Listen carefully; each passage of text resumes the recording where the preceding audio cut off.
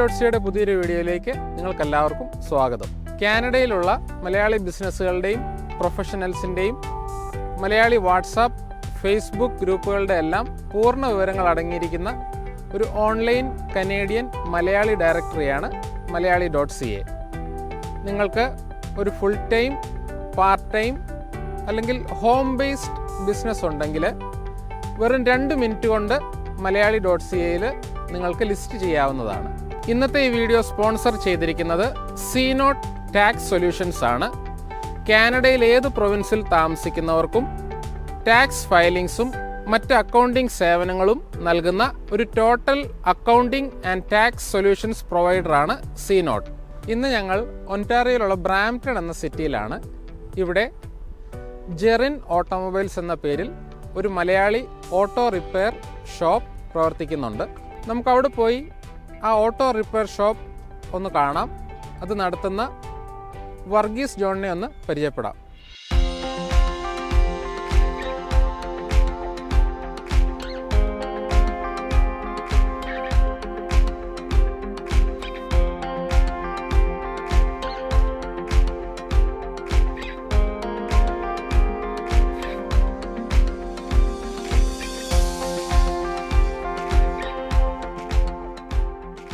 ഇതാണ് ജെറിൻ ഓട്ടോമൊബൈൽസിൻ്റെ service entrance. Office entrance ഈ ബിൽഡിങ്ങിൻ്റെ ഫ്രണ്ട് സൈഡിലാണ്.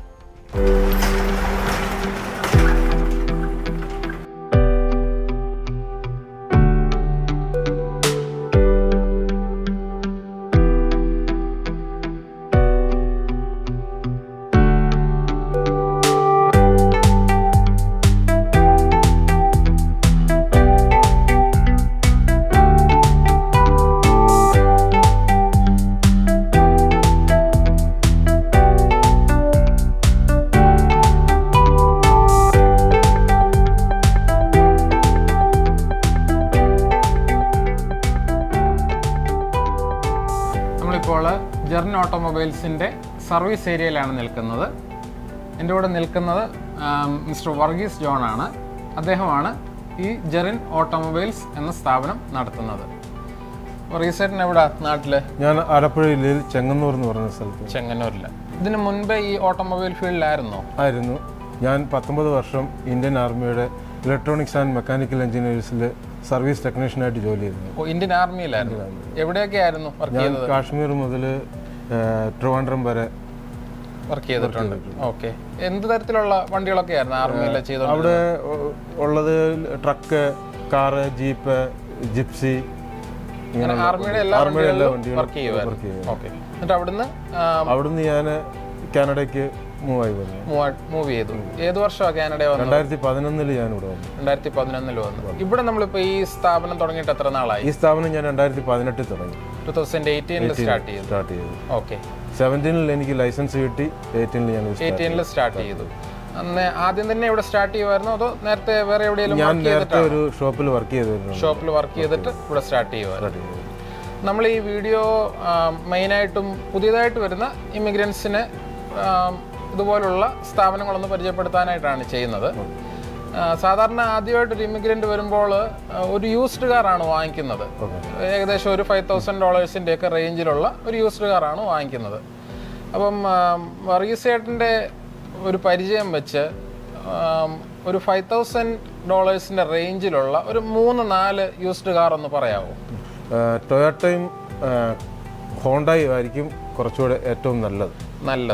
ടൊയോട്ടയുടെയും ഹോണ്ടയുടെയും ഏകദേശം എല്ലാ വണ്ടികളും അതിന് റീസെയിൽ വാല്യൂ ഉണ്ട്. നമ്മളെപ്പോൾ കൊടുത്താലും അതിന്റെ റീസെയിൽ വാല്യൂ നമുക്ക് കിട്ടും. ഓക്കെ. അതുപോലെ ഇതിന്റെ മെയിൻ്റനൻസിന്റെ കാര്യം വെച്ചാണ് മെയിൻ്റനൻസിലും ഈ 2 വണ്ടികളാണ് ബെറ്റർ മറ്റുള്ള വണ്ടികളെക്കാളും നല്ലത്. മറ്റുള്ള ജാപ്പനീസ് ബ്രാൻഡുകളെ പറ്റിയൊക്കെ എന്താ അഭിപ്രായം? ജാപ്പനീസ് ബ്രാൻഡിനെ കുറിച്ച് അഭിപ്രായം റീസെയിൽ വാല്യൂവിന്റെ പ്രോബ്ലം ആണ്. റീസെയിൽ വാല്യൂ ഇല്ല. ഓക്കെ. മെയിൻ്റനൻസ് കുഴപ്പമില്ല, പക്ഷെ റീസെയിൽ വാല്യൂ എപ്പോഴും കുറവായിരിക്കും. പൊതുവേ ഹോണ്ടയുടെയും ടൊയോട്ടയുടെയും വണ്ടികൾ ബ്രേക്ക് ഡൗൺ ആകുന്നതും കുറവാണ്. ഓക്കെ. നമ്മൾ ഒരു യൂസ്ഡ് കാർ വാങ്ങിക്കാനായിട്ട് നമ്മൾ പോകുമ്പോൾ ഒരു സാധാരണക്കാരന് എന്താണ് അതിനകത്ത് നോക്കാനായിട്ട് പറ്റുന്നത്? ഫസ്റ്റ് നോക്കേണ്ടത് നമ്മളതിൻ്റെ ക്ലീൻ കണ്ടീഷൻ നോക്കുക. ആക്സിഡന്റ് വല്ലതും സംഭവിച്ചിട്ടുള്ള വണ്ടിയാണോ എന്ന് നോക്കുക. അത് കഴിഞ്ഞിട്ട് കാർ പ്രൂഫ് നമ്മൾ ചെക്ക് ചെയ്യുക. ഈ വണ്ടിയുടെ ചെക്ക് ചെയ്യുക. ഈ കാർ പ്രൂഫിന്റെ റിപ്പോർട്ട് നമുക്ക് എങ്ങനെയാണ് കിട്ടുന്നത്? കാർ പ്രൂഫിന്റെ റിപ്പോർട്ട് നമുക്ക് ഇതിന്റെ വിൻ നമ്പർ വെച്ച് ഓൺലൈൻ ത്രൂ നമുക്ക് ഇത് എടുക്കാനായിട്ട് പറ്റും. അത് കഴിഞ്ഞിട്ട് നമ്മൾ അറ്റ്ലീസ്റ്റ് ഒരു വണ്ടി എടുക്കുമ്പോൾ യൂസ്ഡ് വണ്ടി നമ്മളൊരു 10 കിലോമീറ്റർ ടെസ്റ്റ് ഡ്രൈവ് ചെയ്തതിന് ശേഷം മാത്രമേ ഈ വണ്ടി നമ്മൾ എടുക്കാവൂ. ആ വണ്ടി നമ്മൾ ഓടിച്ച് നോക്കണം. മസ്റ്റ് ടെസ്റ്റ് ഡ്രൈവ് ചെയ്തിരിക്കണം നമ്മൾ വണ്ടി. 10 കിലോമീറ്റർ അറ്റ്ലീസ്റ്റ് നമ്മൾ വണ്ടി ഓടിക്കുമ്പോൾ നമുക്ക് ആ വണ്ടിയെക്കുറിച്ച് ഏകദേശം നമുക്കൊരു ഐഡിയ കിട്ടും. ഓക്കെ. അല്ല സാധാരണ ജസ്റ്റ് ഒരു കിലോമീറ്റർ ഓടിച്ചിട്ടല്ല, അറ്റ്ലീസ്റ്റ് 10 കിലോമീറ്റർ എങ്കിലും ഓടിക്കണം. ഓടിച്ച് നോക്കിയതിന് ശേഷം എടുക്കാം. പിന്നെ രണ്ടാമത് ഇതിൻ്റെ വിൻ നമ്പറും കൊണ്ട് പോയി സർവീസ് സെൻ്ററിൽ പോയിട്ട് യൂസ്ഡ് കാർ പാക്കേജ് എന്ന് പറഞ്ഞൊരു പ്രോഗ്രാം.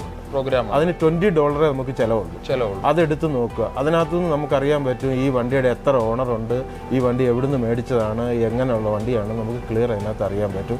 നമുക്ക് നമ്മുടെ കിലോമീറ്ററിൽ ആരെങ്കിലും നമ്മളെ ചീറ്റ് ചെയ്തിട്ടുണ്ടോ എന്നുള്ളതും നമുക്ക് അതിൽ നിന്ന് അറിയാനായിട്ട് പറ്റും. അപ്പോൾ എനിക്കിപ്പം വേറൊരാളുടെ വണ്ടിയുടെ വിൻ നമ്പർ പോയി ഇൻഫർമേഷൻ എടുക്കുന്നതിന് തടസ്സമില്ല. ആ ആളിന്റെ ഓണർഷിപ്പിന്റെ കോപ്പി നമ്മൾ മേടിക്കുക, അവിടെ കാണിക്കണം മാത്രമേ ഉള്ളൂ. ഓക്കെ. ചേട്ടൻ്റെ അഭിപ്രായത്തിൽ ഒരു പ്രൈവറ്റ് പാർട്ടിയുടെ നിന്ന് എടുക്കുന്നതാണോ അതോ ഒരു യൂസ്ഡ് കാർ ഡീലറിന്റെ നിന്ന് എടുക്കുന്നതാണോ? രണ്ടും സെയിം തന്നെയാണ്. പ്രൈവറ്റ് പാർട്ടിയുടെ അടുത്ത് നമ്മൾ എടുക്കുമ്പോൾ നമുക്ക് അറിയുന്നില്ല ഇയാൾ വിറ്റേച്ച് നാളെ പോയി നമുക്ക് ഇയാളെ കണ്ടുപിടിക്കാൻ പറ്റും, അറിയത്തില്ല. അങ്ങനെയാണെങ്കിൽ യൂസ്ഡ് കാറിന്റെ ഇതിൽ നിന്ന് എടുക്കുമ്പോൾ നമുക്കുള്ള ഒരു ബെനിഫിറ്റ്, നമുക്ക് ആ ഷോപ്പിൽ ചെന്ന് നാളെ എന്തെങ്കിലും ഒരു പ്രോബ്ലം ആയാൽ നമുക്ക് അവരുമായിട്ട് സംസാരിക്കാം. ഓക്കെ, പ്രോബ്ലം ഇല്ല. ഓക്കെ. അതുപോലെ ഒരു യൂസ്ഡ് കാർ വാങ്ങിക്കാനായിട്ടാണെങ്കിൽ ചേട്ടന്റെ ഭാഗത്തുനിന്ന് അങ്ങനെ എന്തെങ്കിലും ഒരു ഹെൽപ്പ്? തീർച്ചയായിട്ടും. ഞാൻ യൂസ്ഡ് കാർ എടുക്കുന്ന കുറേ ആൾക്കാർ എന്നെ വിളിക്കാറുണ്ട്.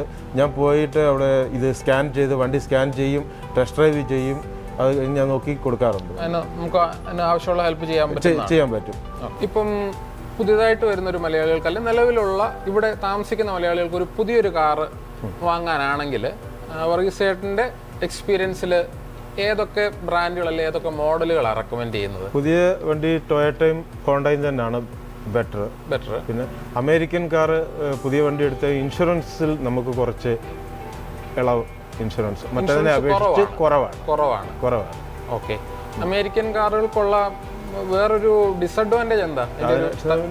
എന്ന് പറഞ്ഞു കഴിഞ്ഞാൽ അതിന് ലോങ് ലാസ്റ്റ് ഇല്ല, റീസെയിൽ വാല്യൂ കുറവാണ്. അതായത് മെയിൻ്റനൻസും കൂടുതൽ വരും. ഹോണ്ടയുടെയും ടൊയോട്ടയുടെയും വണ്ടികൾ മെയിൻ്റനൻസ് കുറവാണ്, പക്ഷേ അതിന്റെ ഇൻഷുറൻസ് നമ്മൾ വെച്ച് നോക്കുമ്പോൾ നമുക്ക് ഇച്ചിരി കൂടുതലായി. ഹോണ്ടയുടെ ഒരു പുതിയ വണ്ടി റെക്കമെൻഡ് ചെയ്യാനാണെങ്കിൽ ഏതായിരിക്കും? Honda CR-V. ടൊയോട്ടയുടെ ആണെങ്കിലോ? Sienna RAV4. അതിന്റെ ഹൈബ്രിഡ് വെറൈറ്റി കുറച്ചുകൂടെ ബെറ്റർ ആയി. അതിന് കൂടുതൽ മൈലേജും ഉണ്ട്. നമ്മുടെ ഓട്ടോമോട്ടീവ് ഫീൽഡിലുള്ള പുതിയൊരു ട്രെൻഡാണല്ലോ ഇലക്ട്രിക് കാറുകൾ.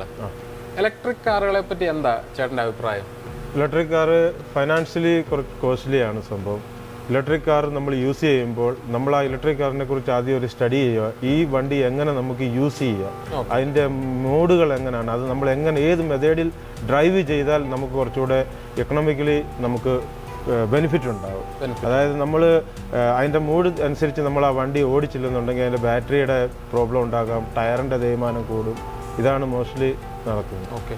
നമ്മളിവിടെ ഇലക്ട്രിക് കാറുകളുടെ മെയിൻ്റനൻസ് ചെയ്യുന്നുണ്ട്. എന്തൊക്കെയാ ഇതുവരെ ചെയ്തുകൊണ്ടിരിക്കുന്നത്? ബാറ്ററി റീപ്ലേസ്മെന്റ്, ടയർ ചേഞ്ച്, പിന്നെ ബ്രേക്ക്. ഓക്കെ. സാധാരണ കാറുകളെക്കാട്ടിലും ഇലക്ട്രിക് കാറിന്റെ മെയിൻ്റനൻസിന് അതിന് റേറ്റ് കൂടുതലോ കുറവോ അങ്ങനെ എന്തെങ്കിലും? റേറ്റ് കൂടുതലാണ്. ഓക്കെ. നമ്മളിവിടെ മെയിനായിട്ട് എന്തെല്ലാം മെയിൻ്റനൻസ് സർവീസുകളാണ് ചെയ്യുന്നത്? ഇവിടെ നമ്മൾ ജനറൽ മെയിൻ്റനൻസ്, വണ്ടിയുടെ ഓയിൽ ചേഞ്ച്, ബ്രേക്ക് ഇതെല്ലാം ചെയ്യും. എൻജിൻ സാപ്പ് ചെയ്യും, ഗിയർ ബോക്സ് സാപ്പ് ചെയ്യും നമ്മൾ. അത് കഴിഞ്ഞിട്ട് നമ്മൾ റസ്റ്റ് പ്രൂഫിംഗ് ഉണ്ട് നമുക്ക്. അതായത് വിന്ററിന് വേണ്ടിയുള്ള rest proofing, AC repair, welding works എല്ലാം നമ്മൾ ചെയ്യും. അതുപോലെ ടയർ ബാലൻസിങ്, ടയർ ചേഞ്ച്, അത് സീസൺ അനുസരിച്ച് നമുക്ക് ഈ വിന്ററിലെ ടയറുകൾ സ്റ്റോറേജ് ചെയ്യാനുള്ള സംവിധാനം ഓപ്ഷൻ നമുക്ക് ഇവിടെ ഉണ്ട്. ഓക്കെ. നമ്മുടെ വർക്കിംഗ് അവേഴ്സ് എങ്ങനെയാണ് ഇവിടെ? Monday to Friday 9 to 6, Saturday 9 to 4, Sunday closed. Okay.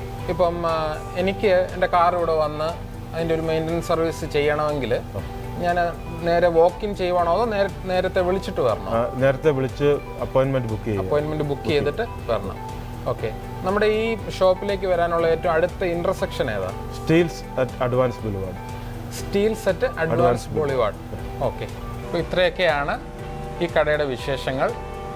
ജെർൻ ഓട്ടോമൊബൈൽസിൻ്റെ കംപ്ലീറ്റ് ഡീറ്റെയിൽസ്, അഡ്രസ്സ്, വർഗീസേട്ടൻ്റെ നമ്പർ, ഇങ്ങോട്ട് വരാനുള്ള GPS ലിങ്ക് എല്ലാം ഈ വീഡിയോയുടെ ഡിസ്ക്രിപ്ഷനിലുണ്ട്. നിങ്ങൾക്ക് ആവശ്യമുള്ളവർക്ക് അദ്ദേഹത്തെ വിളിച്ച് അപ്പോയിൻമെൻ്റ് എടുത്തിട്ട് ഇവിടെ വരാവുന്നതാണ്. ഇതുപോലെയുള്ള അനേകം മലയാളി ഓൺഡ് ഓട്ടോ റിപ്പയർ ഷോപ്പുകൾ കാനഡയിൽ നമ്മുടെ ഇടയിലുണ്ട്. അവയുടെ എല്ലാം ലിസ്റ്റ് ഈ വീഡിയോയുടെ ഡിസ്ക്രിപ്ഷനിൽ ഞങ്ങൾ ആഡ് ചെയ്യുന്നതാണ്. ഈ വീഡിയോ നിങ്ങൾക്ക് ഇഷ്ടമായെന്ന് കരുതുന്നു. ഇഷ്ടമായെങ്കിൽ please like, share and subscribe. പുതിയൊരു വീഡിയോയുമായി വീണ്ടും കാണാം. Thanks for watching Malayali.ca.